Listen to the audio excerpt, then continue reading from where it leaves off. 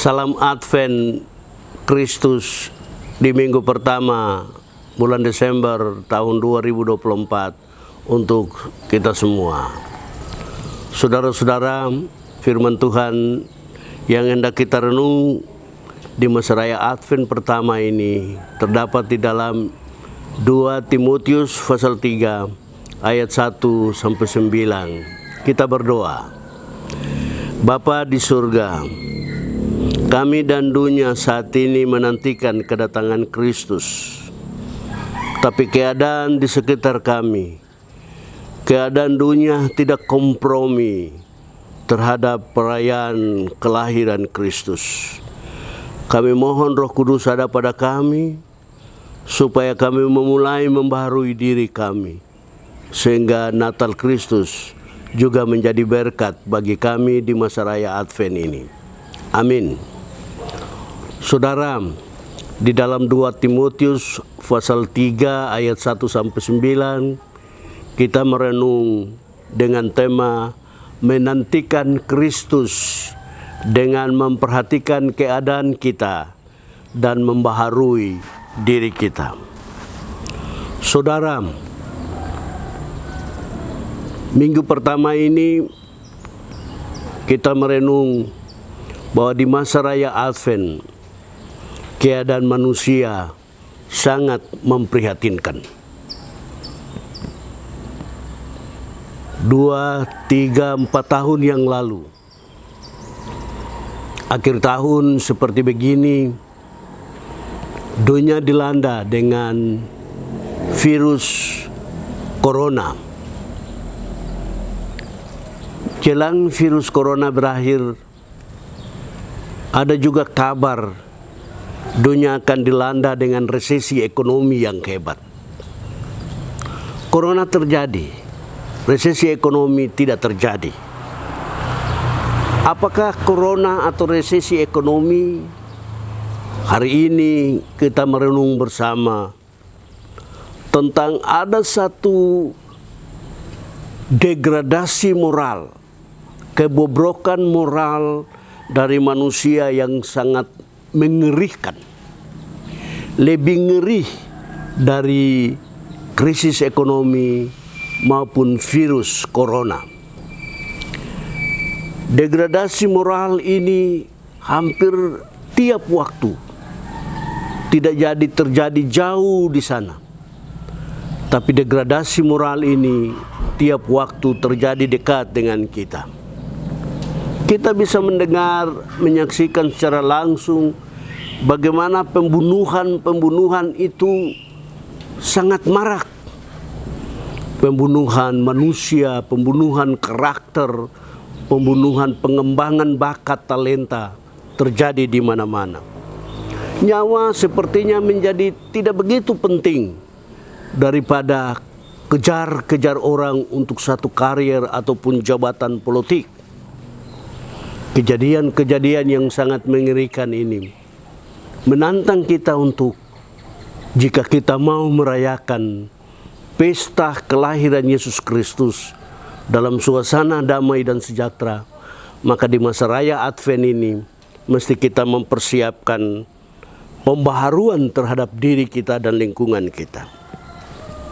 Rasul Paulus menemukan keadaan itu dan dia nasihati anak rohaninya Timotius bahwa pada akhir zaman, pada waktu sekarang ini, pada waktu itu, orang-orang Kristen juga ada dalam masa yang sukar.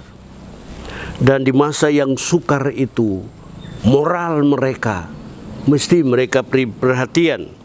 Karena itu pada ayat 2 sampai ayat 9, Rasul Paulus menyampaikan keadaan moral dari diri sendiri, keadaan moral dari keluarga, keadaan moral dari lingkungan, keadaan moral dari bangsa dan gereja. Sudah sangat morat-marit, tergerus oleh segala macam sikap-sikap yang menduka citakan Kristus yang lahir. Ada banyak keadaan moral pada bagian firman Tuhan itu kurang lebih 19. Dan Saya mengajak kita untuk merenung beberapa hal, misalnya mencintai diri sendiri. Orang sudah mendapatkan segala-galanya, tapi itu hanya untuk diri sendiri. Orang tidak mau gubris dengan orang lain, tapi hanya memberi perhatian pada diri sendiri. Banyak anak-anak suka berontak terhadap orang tua. Orang tidak mau berdamai. Mereka ingin mendapatkan banyak hal dari situasi konflik-konflik yang sangat memprihatinkan. Orang suka menentang kebenaran, rajin beribadah, tetapi kemudian menyangkal kerajinan mereka dalam ibadah itu yang tidak nampak di dalam kehidupan sehari-hari. Saudara, itu temuan Rasul Paulus yang disampaikan oleh anak rohaninya. Dari temuan Rasul Paulus itu kita merenung keadaan Natal kita tahun ini. Beda-beda tipis, tidak jauh berbeda dengan keadaan pada waktu Rasul Paulus di penjara. Dan dia menyampaikan penguatan kepada saudara-saudara semua pekabar firman, termasuk anak rohaninya Timotius. Hari ini kita merenung bersama bahwa keadaan kita juga sangat mengerikan. Ada penegak-penegak hukum yang tertangkap melakukan pelanggaran-pelanggaran atas hukum positif dan hukum agama. Saudara, kejahatan akhir-akhir ini diukur dari diri sendiri. Orang tidak mau dipersalahkan. Orang mau menang sendiri. Akhirnya dengan gampang mempengaruhi kelompok-kelompok yang ekstrim untuk menantang, untuk membuat keadaan yang anarkis dan sangat merugikan berbagai pihak. Ada satu kegiatan menarik yang sudah, sedang, dan akan dilakukan di Jumat-Jumat kita. Lomba maraton membaca Alkitab. Gereja menyediakan kegiatan ini supaya menekan bagaimana kita berlomba-lomba untuk ada dalam perayaan Natal secara material saja, fisik saja, sampai kita merupakan moral yang begitu penting.